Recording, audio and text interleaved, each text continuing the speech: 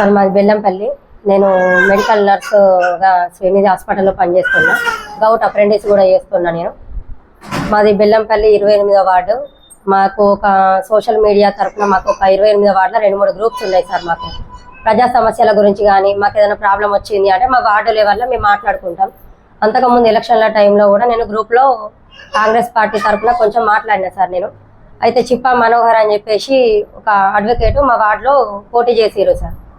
పోటీ చేస్తే మేము అంటే దూరం నుండి వచ్చిరు కదా, మరి రేపు పొద్దుగాల మన సమస్యలకు ఆయన అందుబాటులో ఉంటాడా, రేపు పొద్దున ఎవరికైనా ప్రాబ్లం వచ్చిన రోజు మనం చెప్పుకోవడానికి అందుబాటులో ఉండడు అని చెప్పేసి కొంచెం డిస్కషన్ మాట్లాడినాం సార్. ఆయన గెలిచిండు, అయిపోయింది.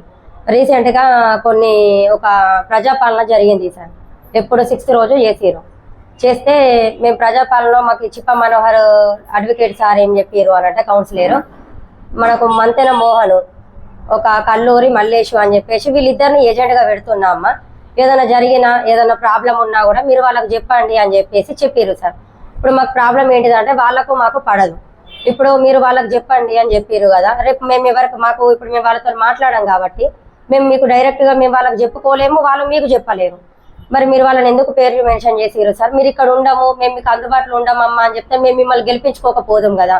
ఇప్పుడు మీరు ఎంత దూరం ఉన్నా కూడా మా సమస్యలు మీరు అర్థం చేసుకుంటారని ఇప్పటివరకు ఎవరు మాకు సరిగ్గా సహకరించలేదని మిమ్మల్ని గెలిపించుకున్నాం అని చెప్పి నేను గ్రూప్లో వాయిస్ ఇచ్చిన సార్. నేను ఇస్తే వీళ్ళు ఏం చేసిరు అని అంటే కల్లూరి మల్లేషు ఈ మంతెన మోహన్ వీళ్ళు డిస్కషన్ స్టార్ట్ చేసారు సార్. మంతెన మోహన్కి నేను పెట్టిన వాయిస్ రికార్డ్కి కామెంట్గా హగ్ స్టిక్కర్ పెట్టిండు సార్.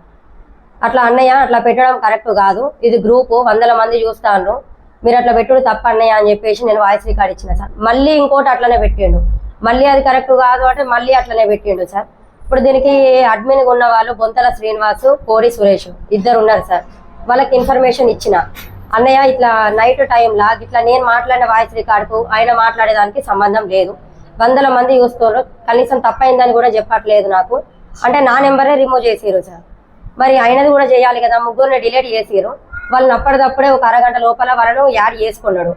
ఈ బొంతల శ్రీనుకు ఫోన్ చేసి మాట్లాడితే ఆయన ఏమంటుండు అని అంటే నువ్వు చేసింది తప్ప అమ్మ, అందుకే నేను బ్లాక్ చేసినాం, మేము తీసేసినాము అని అంటారు.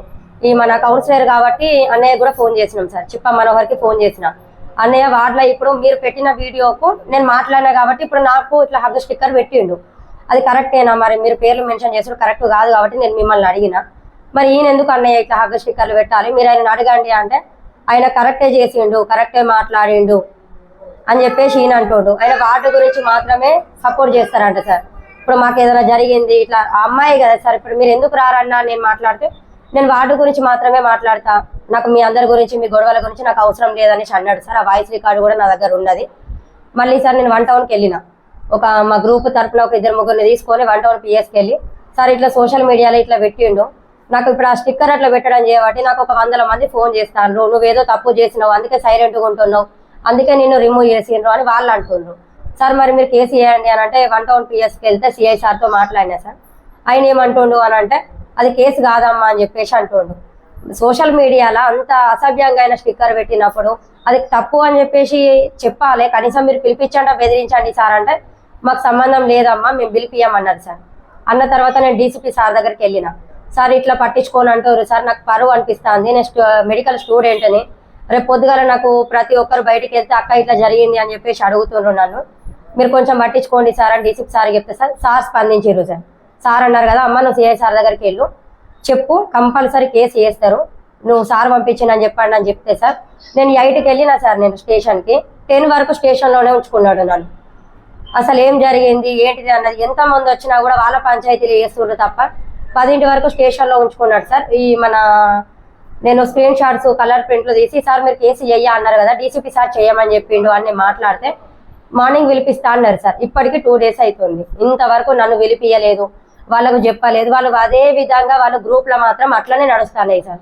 ఇప్పుడు తప్పు చేసినట్టు నా నెంబర్ రిమూవ్ చేసి స్టిక్కర్లు పెట్టిన ఆయనది ఉంచుకొని ఆయన ఏదో మురికి కాలువలు తీసుకుంటా కౌన్సిలర్ అయినప్పుడు వేరే వాళ్ళు చేస్తే మేము అడుగుతాం కదా సార్, మరి మాదేం తప్పు లేదు. ఆయన నాకు చేసిన దానికి నాకు ఆయన మీద కేసు కావాలి సార్, లేదంటే మాత్రం నాకు ఈ మనోభావాలు నాకు దెబ్బతింటే మాత్రం నేను కంపల్సరీ ఏదైనా చేసుకొని పోయే పరిస్థితే ఉంది తప్ప వీళ్ళెవ్వరు సహకరించుతలేరు సార్. మనోహర్ అన్న కూడా ఏమంటుండట, నీతోనేమవుతుంది అని ఆయన కూడా మాట్లాడు ఉండి నువ్వేం చేయగలుగుతావు, నీతోనేమవుతుంది. ఈ మంతెన మోహన్ అంటుండు కదా, అడ్వకేట్ ఉన్నాడు నా వెనకాల, నువ్వు కేసు పెట్టుకున్నా కూడా నేను మాట్లాడుకోగలుగుతా అని ఆయన అంటుండు.